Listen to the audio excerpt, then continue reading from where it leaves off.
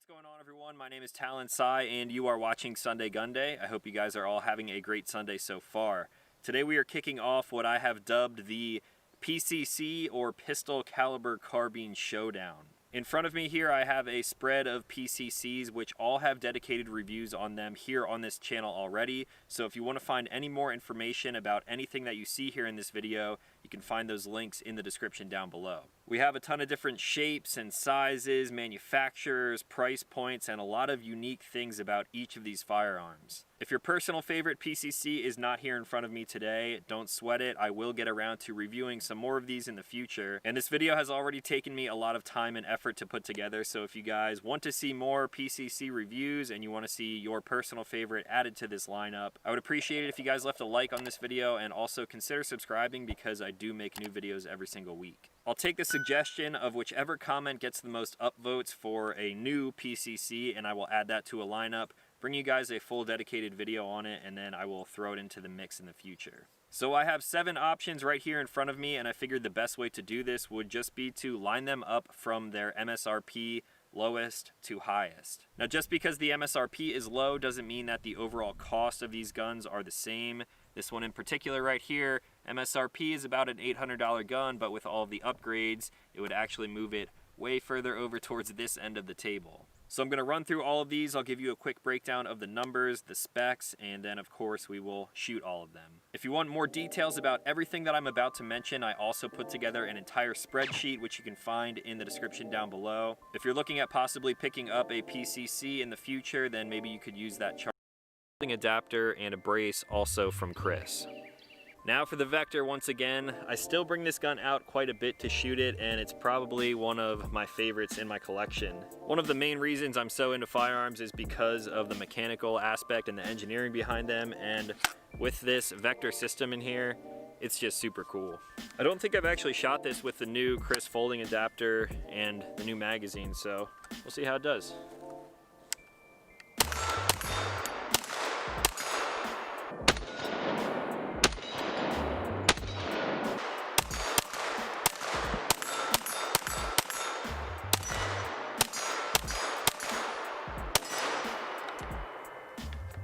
Now moving into the AR9 category, we have the CMMG Banshee 300 series with an MSRP of $1,550. The Banshee uses a really cool radial delay blowback system to mitigate recoil. It has a barrel length of just 5 inches, and that is also threaded to accept a silencer. The extended length of the rip brace brings it to 21 inches overall, and it has a collapsed length of just 19 inches. This one is coming in at 5.25 pounds, and the only extras you will find are an optic and also a trigger upgrade. So the Banshee, such a tiny little package for an AR9. I also have a 10mm version of this gun, and you can find a review for that on the channel as well. However, this is for 9mm pistol caliber carbines. Haven't shot this thing in a little while. See how it does. Also, pulled this optic from the 10mm. Hopefully 0 is not too far off.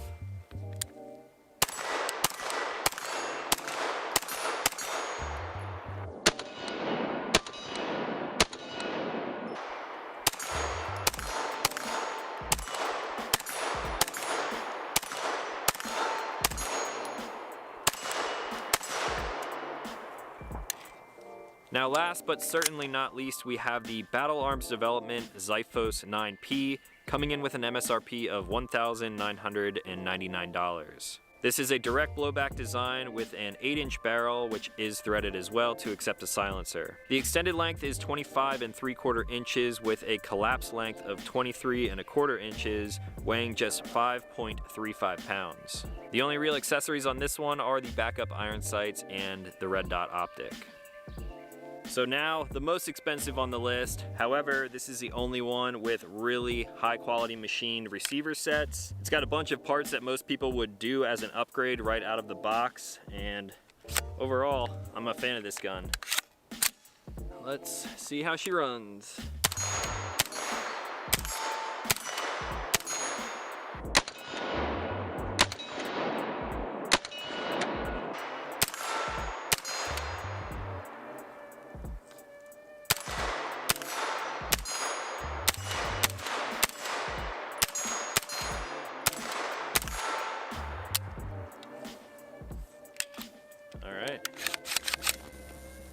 So there you guys have a quick refresher and breakdown on everything that we're working with here today.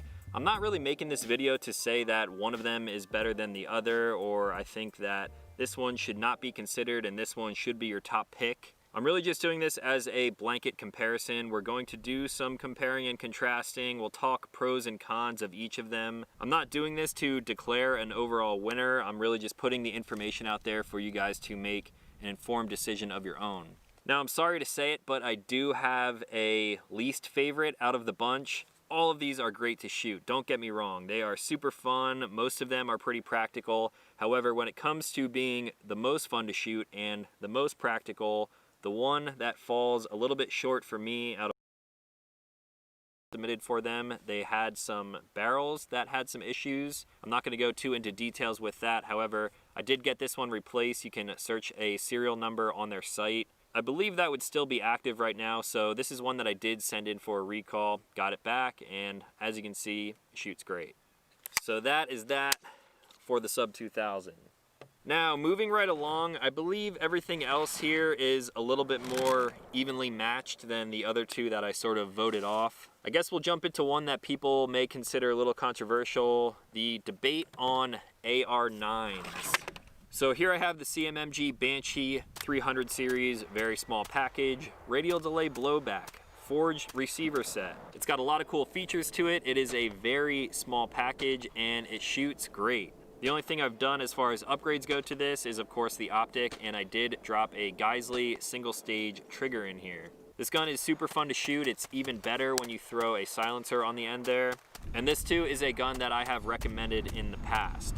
CMMG changing up the pretty standard direct blowback system in an AR9 and switching over to the RDB, or the radial delay blowback system, I think was a smart move. This has a lot going for it that a lot of competitors do not have. CMMG also has the patent for a last round bolt hold open system. This one in particular, if you caught my initial review, you will know that I did have some trouble with the gun locking back. Right after that video, I did send the gun back to CMMG. They fixed it and sent it back within about 2 weeks' time. Since then, it has been completely reliable as far as lockbacks go. Other than that, no malfunctions, and this is definitely one that I'm still going to continue to recommend. Now we have the Battle Arms Xiphos 9P, or 9 pistol. This is one that a lot of people freaked out in the comments about because of the high price tag on here. This one is coming in at around $1,500 to $1,600. This one just a little bit more, right around the $2,000 mark. So this one has last round bolt hold open. It has that radial delay blowback system. Why does this cost so much more than something like this? First off, we'll start with the receiver set. This is the only one in this entire lineup that has a really nice receiver set. It is machined almost to perfection with the handguard included. On top of that, this gun also ships with a lot of parts that you are going to end up putting on a gun like this anyway. The lower parts kit on the Banshee is about as standard as it can possibly get, and with this one you get a little bit more. Some people in the comments were mentioning things about the enlarged bolt release. What's the point of having that if it does not have last round bolt hold open? Sure, it's good for releasing the bolt if you are throwing in a fresh mag. However, it also makes locking it back just a little bit easier. Now, the reason that this actually does not have that last round bolt hold open feature is because on AR9s, it's very finicky to get guns like this to function like that. Most of the people who do have that feature implemented into their lowers, they have a patent on it. CMMG is a prime example. The Banshee is also an example of how those things aren't completely reliable. When I got this thing out of the box, it wasn't completely reliable with holding that bolt back every single time you ran out. So that is the reason the Xiphos does not have that. I know Battle Arms pretty well, and I believe that they will be working on implementing something like that in the future. And keep in mind that the MSRP of about $2,000 is just an MSRP. That goes for everything here. Most of them you're going to find a little bit cheaper than what I'm mentioning. So I know that was a direct comparison, but again, I'm not doing this to pick a winner. If you're cool with trying something new like the RDB system and you don't want to spend $2,000, then you could get something like this. However, if you appreciate some things like the finer details of the machining and all of the quality parts that the Xiphos is made out of, then maybe this is something more your speed. Now, moving on to the remaining three. So I guess we will start with the Scorpion since it's front and center now. The Evo 3 S1, like I mentioned in the beginning, I believe that Scorpions have sort of a cult following. People seem to love them and defend them, and everything about them until wit's end. Now don't get me wrong,